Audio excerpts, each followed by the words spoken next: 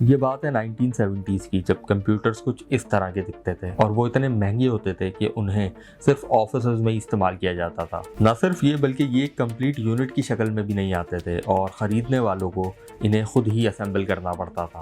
लेकिन 1976 में अमेरिका की स्टेट कैलिफोर्निया में दो लड़कों ने अपने गैरेज में कंप्यूटर का एक ऐसा प्रोटोटाइप बनाया जो न सिर्फ फुली असेंबल्ड था बल्कि यूज़र्स उसके साथ एक कीबोर्ड भी यूज़ कर सकते थे और अपने टीवी को एज अ मॉनिटर के तौर पर भी इस्तेमाल कर सकते थे। इस फुली असेंबल्ड और अफोर्डेबल कंप्यूटर को एप्पल वन का नाम दिया गया, जिसकी बेसिस पर इसके बनाने वाले स्टीव जॉब्स और स्टीव वॉजनिएक ने एप्पल कंप्यूटर्स की बुनियाद रखी, जो कि आज एक $1 ट्रिलियन कंपनी है और इस दुनिया में शायद ही कोई हो जो उसको ना जानता हो। वैसे तो इस कहानी को आप में से बहुत सोने पहले ज़रूर सुना होगा, लेकिन ये कहानी कंप्यूटर, एप्पल या स्टीव जॉब्स की नहीं है, बल्कि ये है एंटरप्रेन्योरशिप की उस जर्नी की जिसे स्टीव जॉब्स और स्टीव वॉजनिएक ने तय किया। ये हमें बताती है कि एंटरप्रेन्योरशिप सिर्फ पैसे बनाने का नाम नहीं है, बल्कि ये प्रॉब्लम सॉल्विंग का नाम है, इनोवेशन का नाम है, जिसके तहत चीज़ों को लोगों की पहुंच में लाया जाता है। न सिर्फ ये बल्कि रिस्क टेकिंग और मोस्टली फेलियर्स को एम्ब्रेस करते हुए आगे बढ़ने का नाम भी एंटरप्रेन्योरशिप है। आज entrepreneurship modern technology, different challenges और नई अपॉर्चुनिटीज़ के बायस काफ़ी चेंज हो गई है। लेकिन आखिर एंटरप्रेन्योरशिप होती क्या है? आज ये पास से कितनी मुख्तलिफ है और पाकिस्तान में इसका स्कोप कितना है? आज हम इस पर बात करेंगे। मेरा नाम है हारिस खान और आप देख रहे हैं वॉर टाइम लीडर।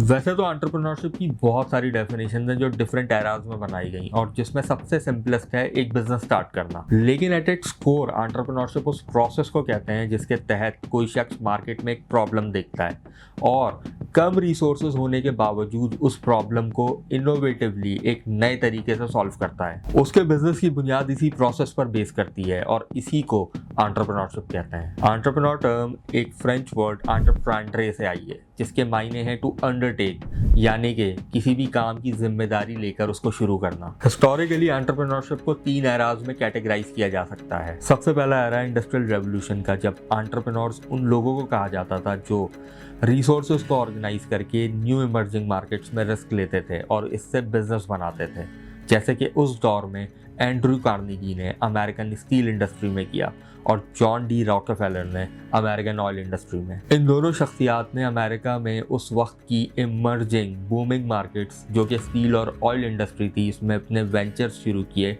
और बिजनेसेस बनाए और ये बिजनेसेस आज एम्पायर्स की शक्ल इख्तियार कर गए हैं। एंटरप्रेन्योरशिप का सेकंड दौर शुरू हुआ 20th सेंचुरी में, जब इसे प्रॉब्लम सॉल्विंग और इनोवेशन का नाम दे दिया गया, जिसकी सबसे बेहतरीन एग्जांपल है हेनरी फोर्ड की, जो कि उस दौर में बनाई जाने वाली कार्स को हर खास व आम की पहुंच में लाए, जो कि उनसे पहले सिर्फ अमीर अफोर्ड कर सकते थे। उन्होंने अपनी फेमस असेंबली लाइन के जरिए गाड़ियों की मास प्रोडक्शन शुरू की और ऑटोमोबाइल इंडस्ट्री को रेवोल्यूशनाइज कर दिया। बिल गेट्स ने माइक्रोसॉफ्ट विंडोज़ के जरिए कंप्यूटिंग को मासेस तक पहुंचाया और बहुत ही यूज़र फ्रेंडली और आसान बना दिया। लेकिन ये तो बात थी उन बिजनेसेस की या उन वेंचर्स की जो कि फिजिकल थे, मगर आज एंटरप्रेन्योरशिप सिर्फ फिजिकल प्रोडक्ट्स या वेंचर्स तक महदूद नहीं रह गई है, बल्कि ये डिजिटल हो गई है। और यही है एंटरप्रेन्योरशिप का तीसरा दौर, जैसे कि ई कॉमर्स स्टोर्स और वो तमाम सर्विसेज जो आप इंटरनेट के थ्रू यूज़ करते हैं, यहाँ तक कि कंटेंट क्रिएशन भी जो आप इस वक्त देख रहे हैं।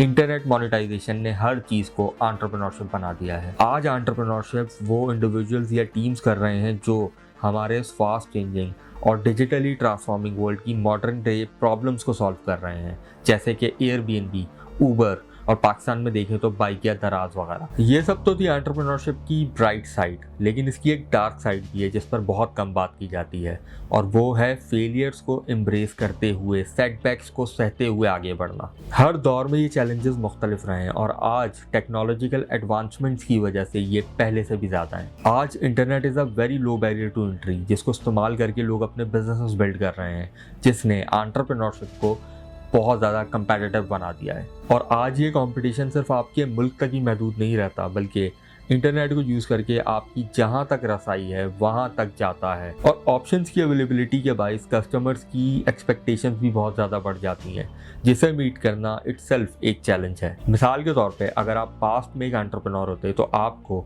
बिजनेस स्टार्ट करने के लिए सिर्फ आइडिया, कुछ पैसे और मेहनत दरकार थी, लेकिन आज आपको बहुत सारे फैक्टर्स को अंडर कंसिडरेशन लाना पड़ता है, जैसे कि डिजिटल टूल्स, कंज्यूमर बिहेवियर और लोकल और इंटरनेशनल ट्रेंड्स वगैरह। जैसे ऊबर की एग्जांपल लेते हैं, 2009 में जब ऊबर स्टार्ट हुई तो उसने सिर्फ एक टैक्सी बिजनेस नहीं बनाया, बल्कि मॉडर्न डे टूल्स जैसे कि इंटरनेट और जीपीएस को यूज़ करते हुए कैब इंडस्ट्री को बिल्कुल डिस्टर्ब कर दिया और एक ऐसा बिजनेस बनाया जिसका कोई मुकाबला उस वक्त नहीं कर सका। लेकिन उबर के लिए भी ये करना कोई बहुत आसान नहीं था, उसको भी काफ़ी चैलेंजेस का सामना करना पड़ा, जैसे कि रेगुलेटरी इश्यूज, मार्केट सैचुरेशन और वर्कर राइट्स। मगर उबर के इस मॉडल ने ये डिफाइन कर दिया कि 21वीं सेंचुरी में एंटरप्रेन्योरशिप आखिर है क्या, फास्ट, स्केलेबल और ट्रेडिशनल इंडस्ट्रीज को डिस्टर्ब करने वाली। लेकिन अगर पाकिस्तान की बात की जाए तो पाकिस्तान में एंटरप्रेन्योरशिप का क्या स्कोप है और इसे किन चैलेंजेस का सामना है, तो इन माय ओपिनियन एंटरप्रेन्योरशिप के लिए इस वक्त पाकिस्तान से बेहतर कोई मुल्क हो नहीं सकता। और पिछले 10-15 साल में जिस तरह पाकिस्तानी स्टार्टअप्स ने ग्रो किया है वो इस बात की गवाही देते हैं। पाकिस्तान की करंट पॉपुलेशन का सबसे बड़ा हिस्सा यूथ पर डिपेंडेंट है, जो इस वक्त मुल्क की ख़राब इकोनॉमिक कंडीशन के बाइस इंटरनेट इकोनॉमी का पार्ट बन रहे हैं, चाहे थ्रू फ्रीलांसिंग हो या कंटेंट क्रिएशन, चाहे ई कॉमर्स स्टोर्स के थ्रू हो या फिर अपना स्टार्टअप शुरू करके। और ये ट्रेंड अगले 10-15 साल में पाकिस्तान की इकोनॉमी को बहुत बूस्ट दे सकता है। लेकिन डिस्पाइट द पोटेंशियल, कंडीशंस यहाँ फेवरेबल नहीं है। पॉलिटिकल और इकोनॉमिक इंस्टेबिलिटी और इंटरनेट का फ्रीक्वेंट शटडाउन बिजनेसेस को काफ़ी इफेक्ट करता है। जैसे रिसेंटली जो इंटरनेट इश्यूज पाकिस्तान में देखने में आए हैं वो इस बात की सही अक्कासी करते हैं। अब जो बिजनेसेस टोटल इंटरनेट पर डिपेंडेंट हैं, जैसे कि दराज और बाइकिया, इनके डेली लॉसेस काफ़ी ज़्यादा हैं और जो कि लॉन्ग टर्म में पाकिस्तान की इकोनॉमी को भी बहुत ज़्यादा हिट करते हैं। पास्ट में पाकिस्तान में वावा कार्स और एयरलिफ्ट जैसे स्टार्टअप्स इन्हीं वजूहात की बिना पर पाकिस्तान से एग्जिट कर गए। इसके अलावा इन सोशो इकोनॉमिक इश्यूज के बायस पाकिस्तान में स्टार्टअप्स के लिए लोकल और इंटरनेशनल फंडिंग को सिक्योर करना भी बहुत चैलेंजिंग है। तो आखिर सॉल्यूशन क्या है और पाकिस्तान में कैसे एंटरप्रेन्योरशिप को नर्चर किया जा सकता है? तो इसके लिए government support first and foremost है। लास्ट गवर्नमेंट ने पाकिस्तान की 5 मेजर सिटीज में नेशनल इंक्यूबेशन सेंटर का इफ्तिताह किया, जिसमें स्टार्टअप्स की मेंटोरिंग, उन्हें ऑफिस स्पेस प्रोवाइड करना, उनकी मेंटोर्स और इन्वेस्टर्स के साथ नेटवर्किंग कराना और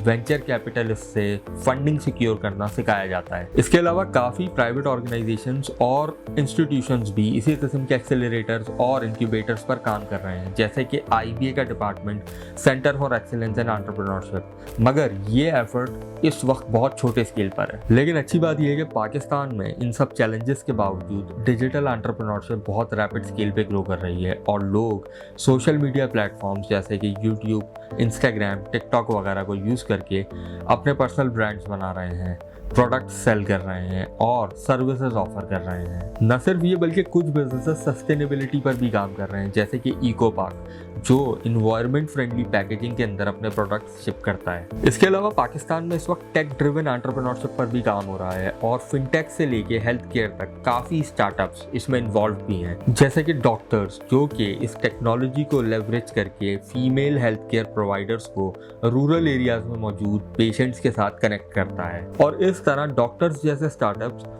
सिर्फ बिजनेस ही नहीं बल्कि इंपॉर्टेंट सोशल इश्यूज को भी सॉल्व कर रहे हैं। तो टू सम अप, एंटरप्रेन्योरशिप आज माजी से बहुत मुख्तलिफ है, लेकिन इसके फंडामेंटल प्रिंसिपल्स जैसे कि इनोवेशन, रिस्क टेकिंग और फेलियर्स के बावजूद आगे बढ़ना आज भी वही है जो इंडस्ट्रियल रेवोल्यूशन के टाइम में थे। आज एंटरप्रेन्योर्स के लिए बहुत इंपॉर्टेंट है कि वो डिजिटल लैंडस्केप से आगाह हों, दुनिया में क्या ट्रेंड्स चल रहे हैं इसके बारे में उनको नॉलेज हो और वो सोशली रिस्पॉन्सिबल हो। आज चैलेंजेस तो बहुत हैं लेकिन अपॉर्चुनिटीज़ भी उतनी हैं और दुनिया की ग्रोथ हमेशा एंटरप्रेन्योर्स पर ही डिपेंड करती है। तो आज अगर आप एक एस्पायरिंग एंटरप्रेन्योर हैं या फिर एज एन एंटरप्रेन्योर स्ट्रगल कर रहे हैं तो आपको सिर्फ 3 चीज़ों पर फोकस करना है। आपको अडेप्टेबल रहना है, आपको ये समझना है कि आपकी टारगेटेड मार्केट में इस वक्त क्या चल रहा है और आपके पास जो टूल्स, जो चीज़ें अवेलेबल हैं उनको क्रिएटिवली यूज़ करके एक ऐसा प्रोडक्ट या बिजनेस बनाना है जो ना सिर्फ ड्यूरेबल हो बल्कि सोशली भी लोगों को फ़ायदा पहुंचाए। तो आपके ख्याल में एंटरप्रेन्योरशिप क्या है? Let me know in the comments. और अगर आप एंटरप्रेन्योरशिप से रिलेटेड मज़ीद कंटेंट देखने में इंटरेस्टेड हैं तो डोंट फॉरगेट टू सब्सक्राइब, क्योंकि मैं आगे इस तरह की और वीडियोस बनाऊंगा और एंटरप्रेन्योर्स के इंटरव्यूज़ भी करूंगा जिससे आपको और मुझे काफ़ी सीखने को मिलेगा। Thank you for watching, see you in the next one.